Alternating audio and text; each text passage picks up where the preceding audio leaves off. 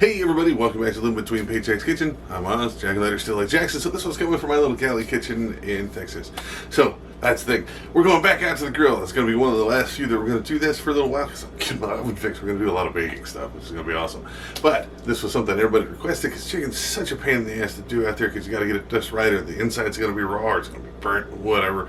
So this is going to be awesome. Before we do, be sure to like, share, subscribe, do all the YouTube-y stuff, ring the bell, and that corner, get notifications when we do these on Tuesdays and Fridays, as close as we can as possible. Sometimes it's a little late. And also there's a link down the doobly-doo for our merch. We got aprons and fake hands and spatulas and spoons and flippers and all kind of stuff. We're a small business. We very much appreciate that. And let's just get into the food, man. This is going to be awesome. So, alright, you're going to need these chicken quarters. I got like 4 pounds of them for $6 at like a Walmart or H-E-B somewhere close. This worked out really well. Now, you want some Tupperware when you cook them in and carry them down there to the grill or whatever.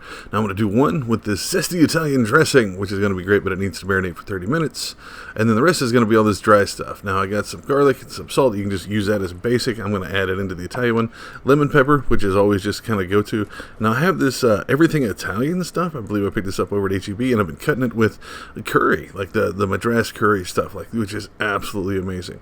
Now, if you're going to do the marinade stuff, you get your chicken in your bag, make sure it's thawed, but you need to drain that blood out of the bottom of it, okay? Once you get that nice drained and cleaned out, just go ahead and you're going to use half a bottle of your zesty Italian here. Now, you can use the cream stuff, but I think it just burns off too much. So, use the liquidy zesty one, which is a little thicker than just the basic run-of-the-mill oil and water stuff. Use half of that in there, and then I'm going to try to use about a tablespoon of garlic just to kind of turn it up a little bit. But all my spoons are in the dishwasher, so I have to use my specialty spoon here, which just spills everywhere. Just put that directly in the back there, and then I got some of this mesquite smoked stuff because my grill is gas, so you don't get that smoked flavor. I'm just throwing stuff. I was hungry and in a hurry here. So just a couple pinches of this. Again, if you're using the big salt like that, it can get overpowering. It is really big pieces of that. It breaks down, so it's kind of salty, so use very little. Make a good seal. Make sure it's a seal. I don't have the expensive stuff. I get the cheap bags where it doesn't make green. So just give it a nice toss in there and then let it set for at least 30 minutes to 2 hours. And then let's move all this out to the grill. Now, I got a gas grill. Now, you need to remember to scrub your grill, especially if it's been sitting outside Texas, especially on the Gulf Coast. Now, once you get that done, you want to take all the fire, put it down on low. You want to put your fires at about 350, okay? So I get mine back, and then the fire's all at the back, so you got to be paying attention to that. If you're going to use charcoal, use indirect heat. I don't like to use a direct heat. It just cooks the crap out of the outside and burns it. So I try to get it about 350, which was all mine on low, except for one, which was like halfway to medium.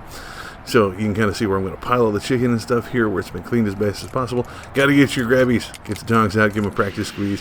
Now put them on here. Now I'm putting all mine towards the front, using indirect heat instead of directly over the fire in the back, using the thicker part of the thighs towards the heat. But we're going to have to switch them around because of that the heat. Again, this is one of those ones where, dads always end up just going over them and doing whatever. Once you put the meat on the metal there, go ahead and hit it with the seasoning stuff. The next one, I forgot that I wasn't rolling when I put the curry powder on it, so it was just saturation of that and then your Italian seasoning. But again, what I was saying was this is one that dads always stand over and they're constantly moving and flipping and stuff. Now I try to keep it covered, keep it nice and warm in there to help it cook, but you are going to have to kind of see which parts are cooking faster than the other and move them around. Italian dressing stuff, again, just pull them right out of the bag, put it on there. You can hit it with a little extra salt or whatever. Now I still had the marinade in the bag, but it had raw chicken juice in it, so you can be careful. Now, about 20 minutes in to do it. If you want to reapply the stuff that's in the bag on there, that's fine. Anything after that, it's not going to cook it enough, I think, to get rid of any kind of grossness that was in the chicken juice. So just go ahead and throw it out after that. So this is too low. So you want it about 350. So pay attention to your heat if you can, especially have it with the thermometer. And you want to get it up to 350. So I just adjusted a little bit to get it in there. Now see that wasn't burnt. That was where this part of the grill wasn't clean in the back. It was like a soot. So you got to be careful with that. So you just kind of watch it until it starts to brown on one side and flip it over. Without having to flip it over and having to open it up, if you're doing it inside at 350, like 30 to 40 minutes is what it takes to cook chicken. But out here, because the temperature fluctuates and there's breeze and it'll knock the wind out of it and all that kind of stuff, it takes about an hour to cook this, but you got to keep an eye on it. I check mine every 10 minutes. I set a timer And get in here. Once it starts browning to one side, go ahead and flip it over on the other. Again, watch it in the back.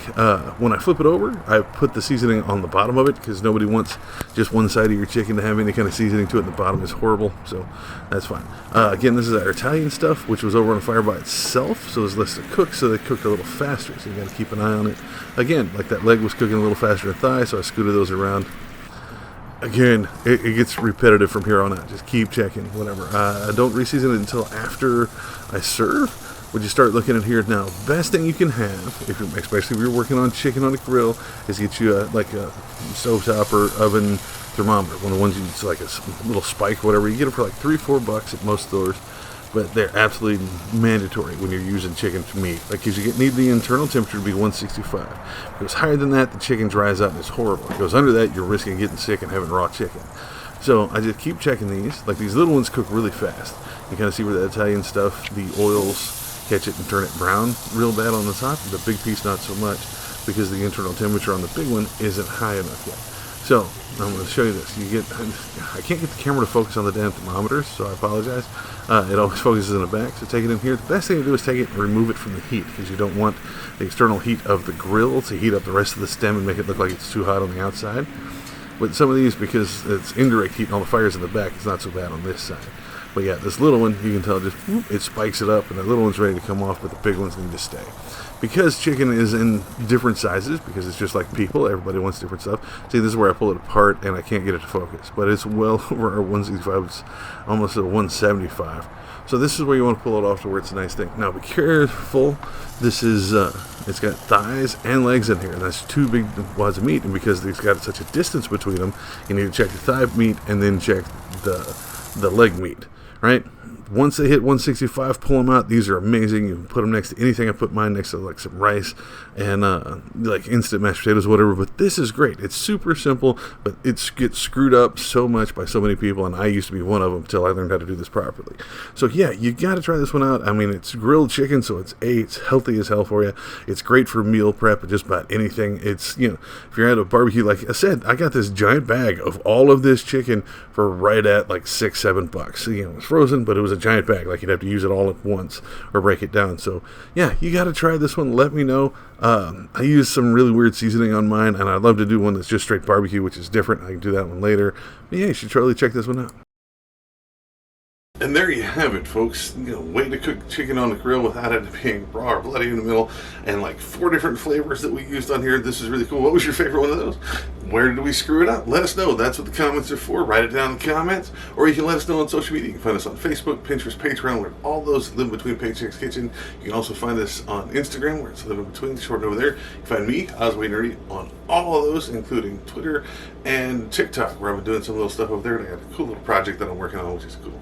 So I will see y'all next time. Happy eating, eat the food, do the stuff, and I will catch y'all later. Y'all be good.